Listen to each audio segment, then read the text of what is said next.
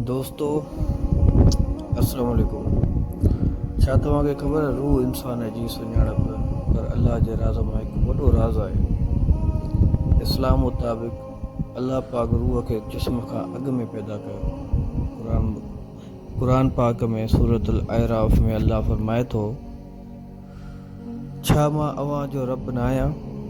सभिनी रूहनि चयो, कालू बली, हा बेशक तूं ई असांजो रब आहीं।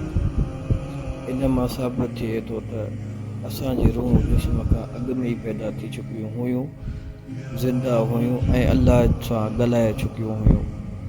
हदीस पाक मुताबिक़ जॾहिं माउ जे पेट में ॿार जे जिस्म जी तख़लीक़ थिए थी, 40 ॾींहं खां पोइ हिकु फ़रिश्तो अचे थो ऐं उन में रूह फूके थो।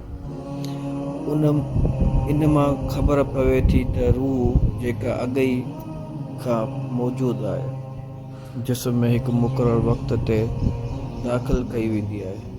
आख़िरकार क़यामत जे ॾींहुं इहा साॻी रूह वरी जिस्म मां मिलाई वेंदी,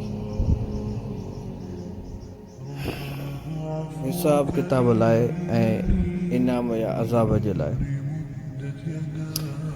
त पोइ दोस्तो रूह रुगो जिस्म न आहे, इहो अल्लाह जो राज़ आहे ऐं असांजी असली सुञाणप। रूह हिकु अल्लाह जी अमानत आहे, इन खे सम्झो ऐं इन जो ख़्यालु रखो।